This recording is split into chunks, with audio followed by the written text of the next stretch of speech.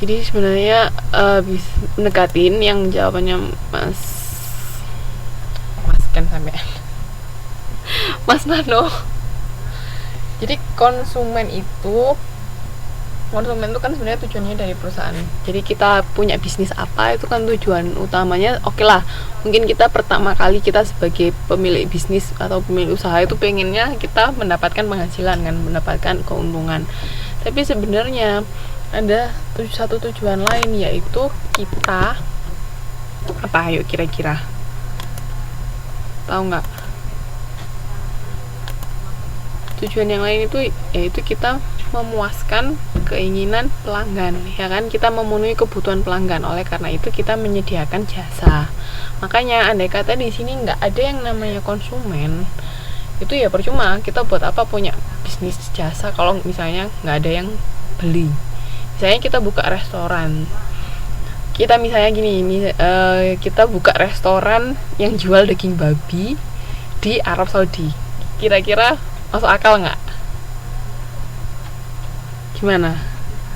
Menurut mbak-mbak sama mas-mas masuk akal nggak? Kita mau buka restoran yang menjual makanan ada daging babinya tapi di Arab Saudi. Nah, nggak mungkin kan? Nah, itu makanya di sini kenapa kok konsumen itu berperan penting, karena sebenarnya kita bikin usaha itu untuk memenuhi keinginan pelanggan, keinginan konsumen. Makanya sekarang misalnya lagi ngetren apa, nah kalau kita melihat itu peluang, kita bisa berbisnis di situ. Oke, paham ya? Di sini juga yang kedua ada pesaing. Pesaing ini juga salah satu faktor penting. Karena apa? Karena kalau kita sudah masuk ke dunia bisnis, kita punya perusahaan apa, otomatis kan pasti ada pesaing, nggak mungkin cuma sendirian kan. Nah, di situ kalau pesaing misalnya menjual ini, perkembangannya pesat, konsumennya banyak, kita kan jadi ingin gimana caranya kita juga bisa seperti itu. Oleh karena itu, karena adanya pesaing, kita juga berusaha supaya bisa mengalahkan pesaing itu. Makanya bisnis jasa dapat berkembang karena adanya persaingan antar pengusaha itu tadi. Terus teknologi juga, semakin cepatnya teknologi dan semuanya serba canggih, itu juga penting buat bisnis jasa. Terus habis itu globalisasi dan internasionalisasi. Nah, sekarang kan semua perusahaan bisa masuk ke negara apa aja kan. Maksudnya nggak sesusah dulu. Kalau dulu kan ada aturan ini, aturan. Walaupun sekarang tetap ada aturannya setiap negara, cuman kan lebih terbuka istilahnya. Misalnya kita kan orang Indonesia, kita pengen buka usaha di Malaysia atau di mana, itu sudah gampang. Nah, juga orang sekarang mau bepergian kemanapun bisa mudah. Kita mau travel kemana. Nah, sekarang yang lagi bagus sebenarnya itu trennya itu di tourism. Jadi pariwisata itu sangat bagus, itu menarik banget untuk pengembangan bisnis di bidang pariwisata. Nah, itu kan pariwisata jelas-jelas menjual jasa kan, itu bisa. Jadi globalisasi, dengan adanya globalisasi itu bisnis jasa juga berkembang karena dari sektor pariwisata itu tadi. Oke, terus kalau ekonomi juga, ekonomi tiap negara berpengaruh, tingkat inflasi atau apa itu pasti berpengaruh terhadap bisnis jasa. Misalnya kayak sekarang kan keadaan ekonomi di Indonesia kan lagi nggak bagus, maksudnya kalau dibandingin dilihat dari nilai tukar atau uang, itu lagi nggak bagus nih. Di sini yang di halaman di 1.12 itu ada strategi perusahaan yang ditetapkan untuk menghadapi krisis. Misalnya sekarang Indonesia sedang menghadapi krisis, itu ada 4 strategi. Yang pertama value pricing. Ingat-ingat ya, value pricing. Kira-kira yang tahu nggak apa itu? Price itu apa? Ayo, ada yang tahu price itu apa? Halo, dengar suara saya?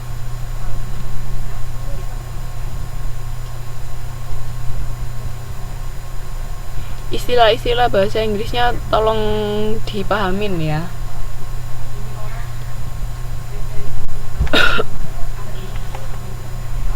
Ya, price itu harga. Sebenarnya di sini tuh value pricing itu lebih kepada strategi gimana caranya kita itu menetapkan harga itu semurah mungkin. Itu namanya strategi value pricing. Jadi kayak ini, mempertahankan harga yang murah. Ya bisa dengan salah satunya adalah mengurangi promosi, bisa. Jadi mengurangi cost itu biaya ya. Cost itu biaya. Jadi gimana cara kita mengurangi biaya dan harga kita tuh tetap murah, itu namanya value pricing. Terus kalau adding value, add itu kan menambah, kayak add friend di Facebook itu kan menambah. Adding value itu nilai.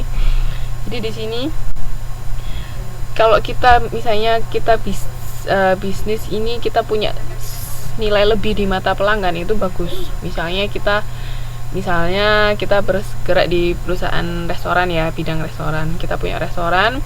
Di sini kita punya nilai lebih apa kira-kira? Misalnya di sini punya kita restoran kita itu pelayannya pakai kostum yang lucu-lucu misalnya. Nah, itu bisa jadi salah satu ending value-nya, lucu-lucu dan ramah. Nah, sekarang kalau kita berbicara jasa, otomatis kan personelnya, maksudnya dari pihak kita sebagai penjual itu kan langsung berhadapan dengan konsumen. Nah, di sini kalau kita bisa memberikan pelayanan yang terbaik, misalnya orangnya yang tadi ramah atau menyenangkan atau tanggap segala keluhan konsumen, itu menjadi salah satu adding value yang dimiliki oleh perusahaan.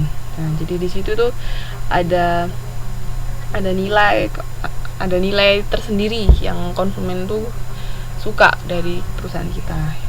Terus kalau getting close to the customer, pahami dengan baik kebutuhan target konsumen dan lakukan pendekatan. Itu tadi, karena kita kalau di perusahaan jasa berhadapan langsung, misalnya kayak tadi perusahaan cukur, kita punya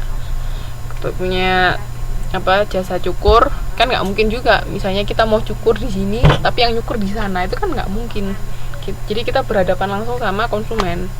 Nah, makanya itu getting close to the customer. Jadi gimana caranya kita tuh bisa tahu sebenarnya yang konsumen inginkan itu apa gitu loh. Jadi gimana caranya kita bisa memberikan pelayanan yang terbaik kepada konsumen itu ya. Oke. Terus go global, memanfaatkan terbukanya pasar global untuk memperluas pasar. Nah, andai kata misalnya contoh itu pernah tahu kebab Baba Raffi nggak? Ada yang pernah makan nggak kebab Baba Raffi? Itu kan sudah banyak di Indonesia menjamur. Nah, mereka berani buka cabangnya di luar negeri, itu namanya go global. Jadi membuka pangsa pasar baru. Karena di Indonesia sudah banyak peminat, coba di pangsa luar negeri, itu namanya go global. Oke. Jadi tahu ya, customer itu pelanggan, konsumen. Oke. Ada yang mau ditanyakan sampai sini? Terus kalau yang ke 1, 2, 3, 4, 5, 6 itu pemerintah. Nah, setiap negara kan pasti ada memiliki peraturan pemerintah. Nah, di situ kita harus mengikuti peraturan pemerintah. Jadi nggak bisa seenaknya sendiri kita bikin perusahaan tapi nggak mengikuti aturan pemerintah, itu nggak mungkin banget. Apalagi kalau kita mau ekspansi bisnis kita ke luar negeri, kita harus benar-benar tahu kondisi keadaan di negara itu bagaimana. Jadi harus mengikuti aturan. Kalau nggak mungkin bisa bisnis kita berjalan lancar, itu nggak mungkin. Terus sama budaya dan sosial, ini juga keadaan sosial di sekitar perusahaan kita itu seperti apa, itu berpengaruh. Oke, jadi di sini faktor lingkungan yang berpengaruh terhadap perkembangan jasa ada berapa? Ada 7. Oke. Jangan lupa. Ada yang mau ditanyakan sampai sini?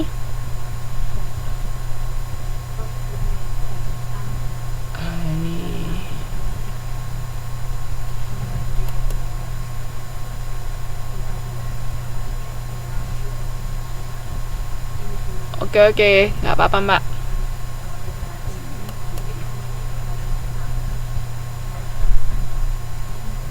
Ada yang mau ditanyakan sampai sini tentang faktor lingkungan yang mempengaruhi perkembangan jasa? Halo.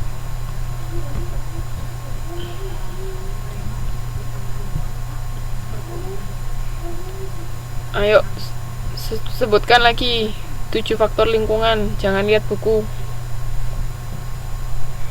Apa aja 7 faktor lingkungan yang mempengaruhi perkembangan bisnis jasa? Yuk sebutkan. Jangan lihat buku ya.